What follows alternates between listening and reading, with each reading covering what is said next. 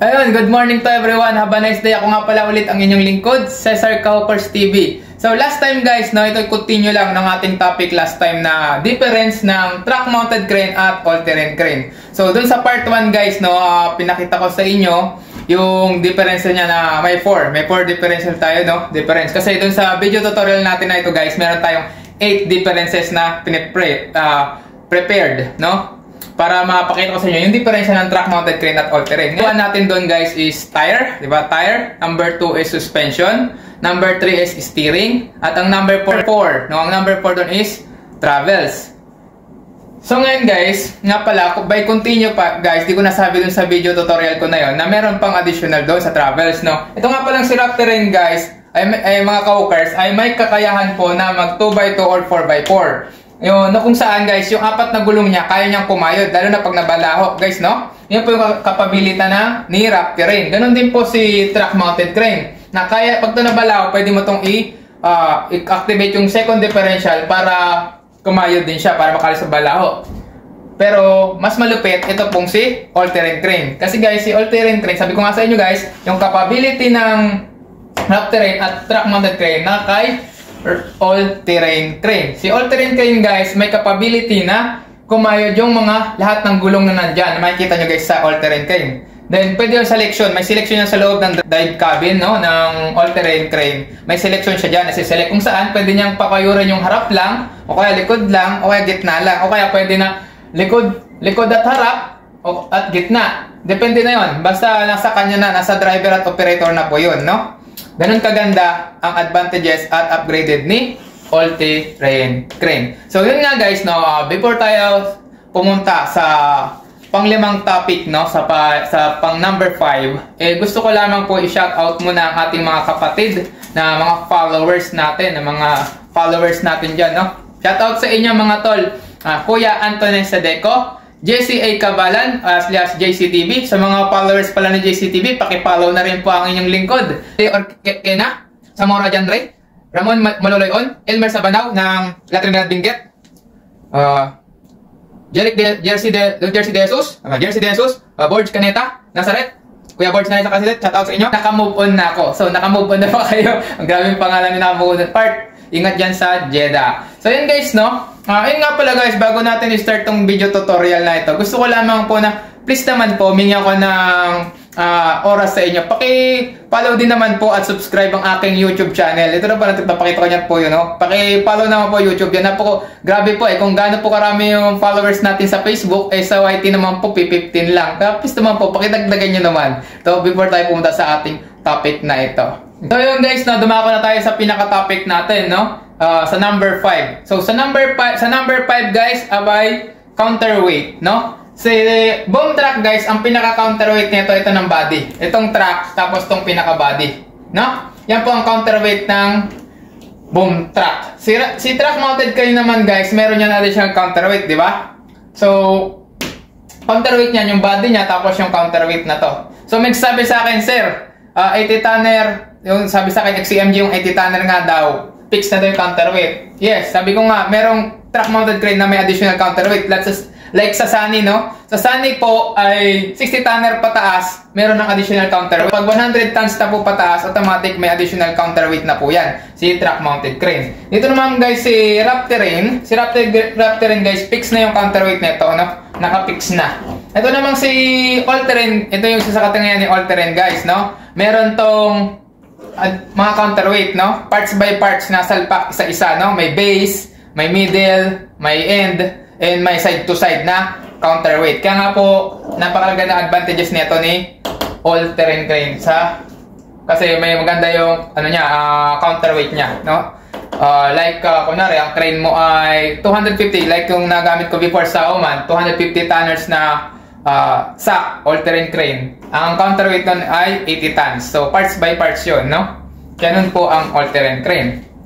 So, ngayon guys, tumako tayo sa number 6, no? Sa number 6 guys, ay swing operations, no? Ito guys, marami nagkakaproblema rito. Tatanong sa akin, sir, paano po ba ang swing operation ng track mounted crane? Pareho po ang swing operation ng boom track at track mounted crane. Sa exam po, 180 swing 180 degree swing operation lang po yun.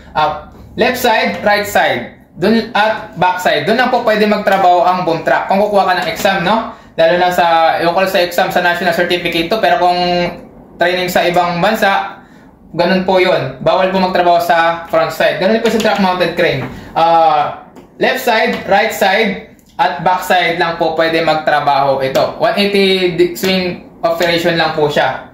Ngayon, sa front, talaga bawal po magtrabaho dyan. Kung standard po o safety ang pag-uusapan natin. Kaso nga lang po, minsan sa trabaho, natin maiwasan na, nagtatrabaho tayo sa harap, pwede i-jack nyo lang po sa harap. Pwede naman po siyang mag-swing ng 360. Ganon din naman si boom truck. Kaso nga lang, be careful na baka mamaya tamaan nyo tong ulo ng truck kasi hindi nyo kita, no? Kaya be careful sa mga kapatid natin na nag-ooperate ng boom truck at truck mounted crane. Kasi hindi po talaga kita yan. May nagtanong pa nga sa akin, sir, nasa load chart ba yung pagtatrabaho ng truck mounted crane, yung capacity? Sabi ko, wala eh, kasi standard na yun. Kung ano yung nasa load chart, yun na yun. No?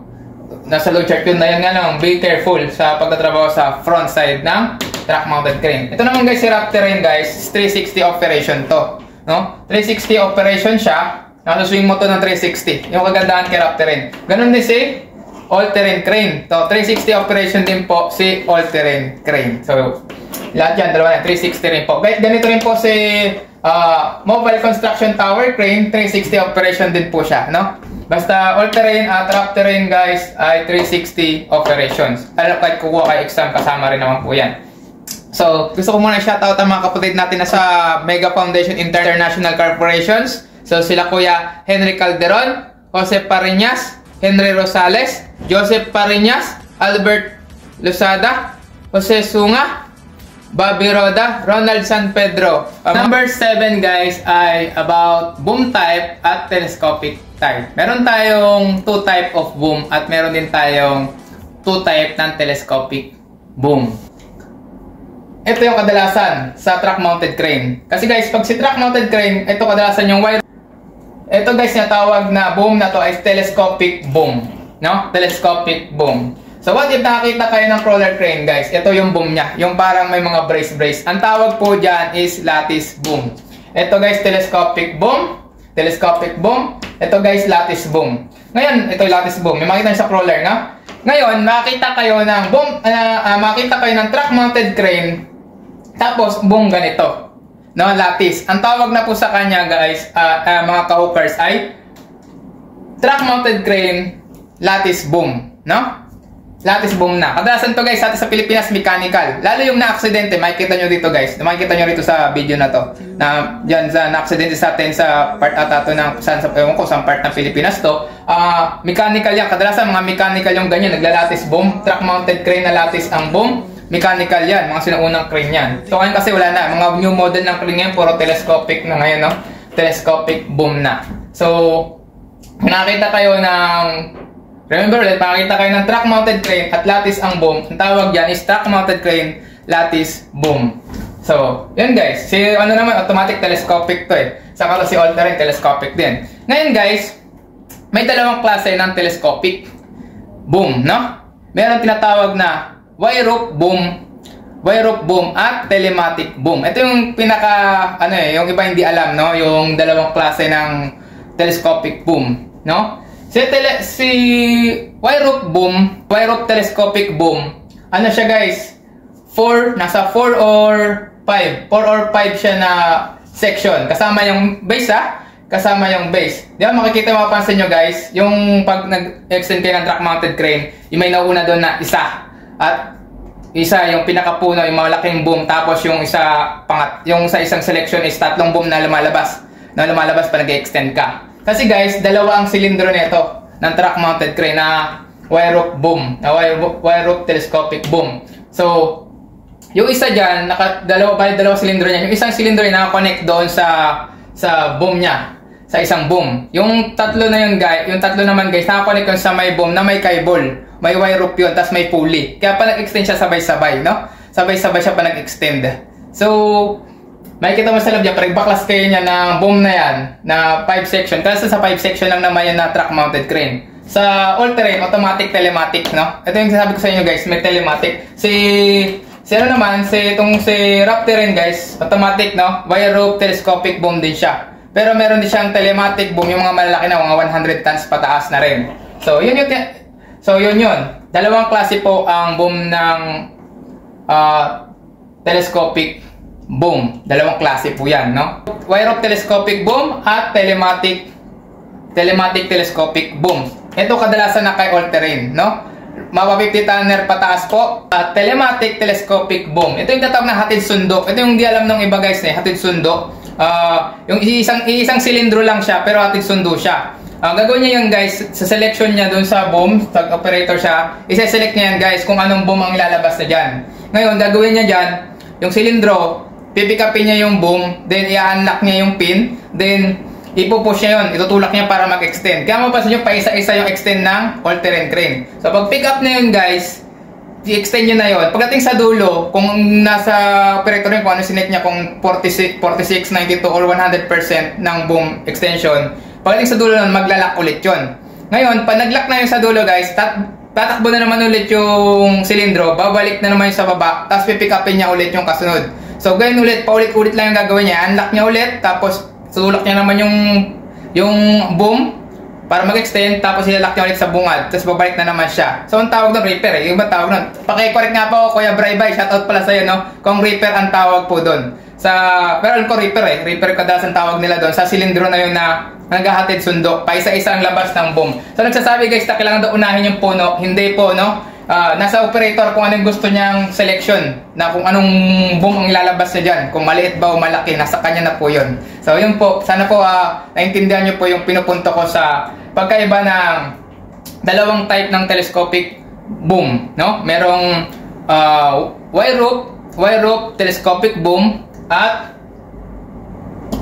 telematic telescopic boom. Sana po nasagot ko po dyan about sa dalawang type ng boom. At yan mga kawak, bago tayo dumako sa pinaka-last topic ng ating differences ng truck-mounted crane at all-terrain, gusto ko lamang po humingi ng konting oras nyo, no? To follow my page ng aking munting negosyo sa Pilipinas ng aking kapatid.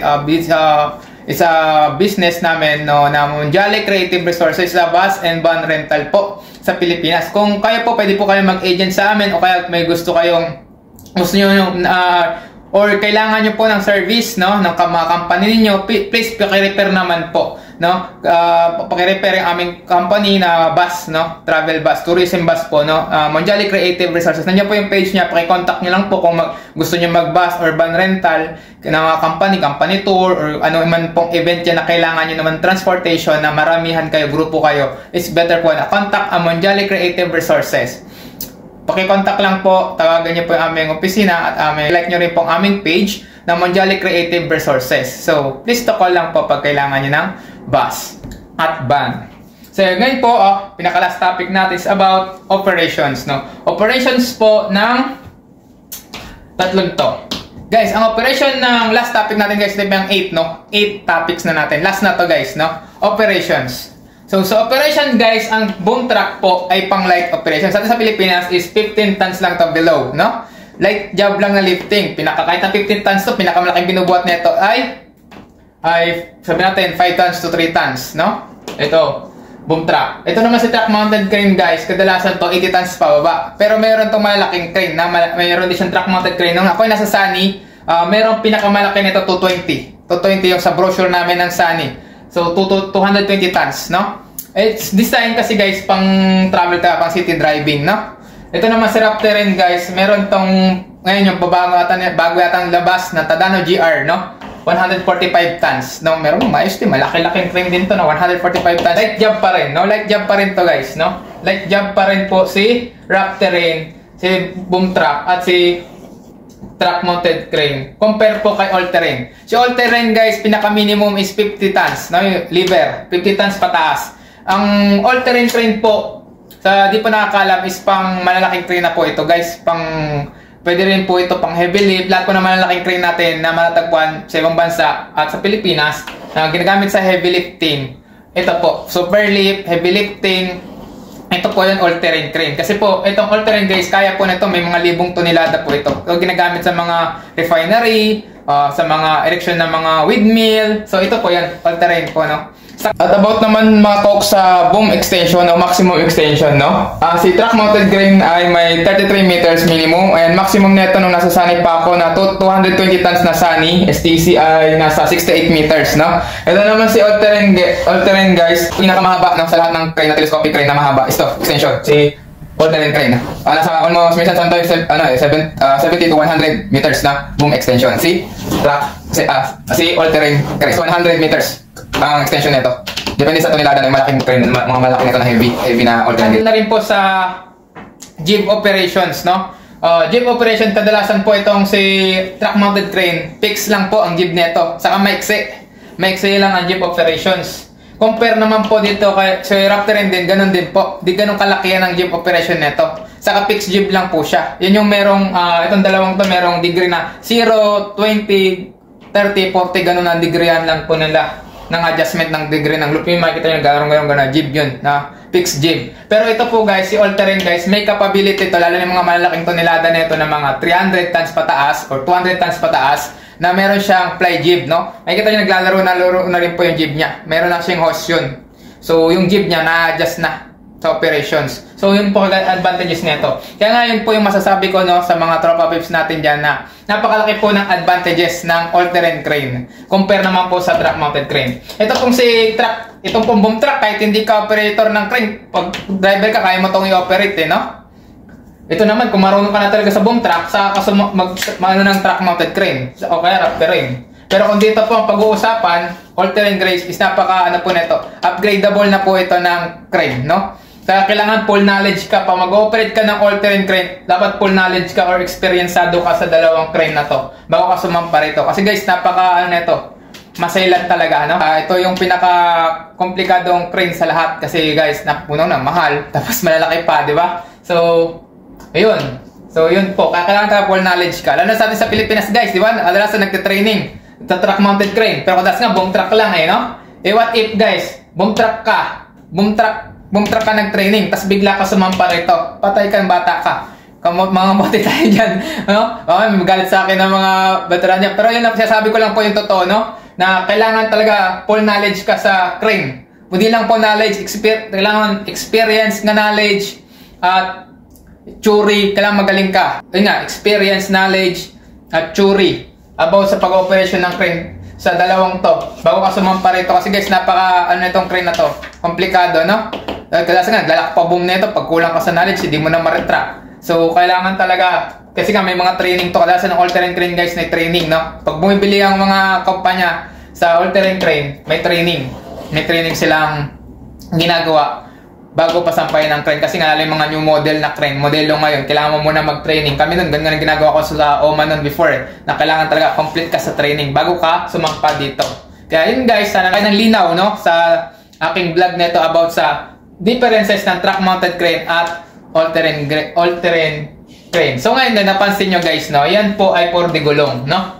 Digulong. Ngayon, baka may magtanong sa akin, Sir, bakit nasama sa mobile crane si crawler crane? Yun yung pag-uusapan natin sa next video vlog na pag-uusapan natin guys. Kaya nga guys, bago kayo iwan, please naman paki-like and follow my Facebook page and YouTube channel na Cesar Caukers TV. Ako nga pala ulit ang inyong lingkod, Cesar Caukers TV, ang nagsasabing, heavy equipment operator is my passion, but charity is my mission. My next video vlog. Bye-bye!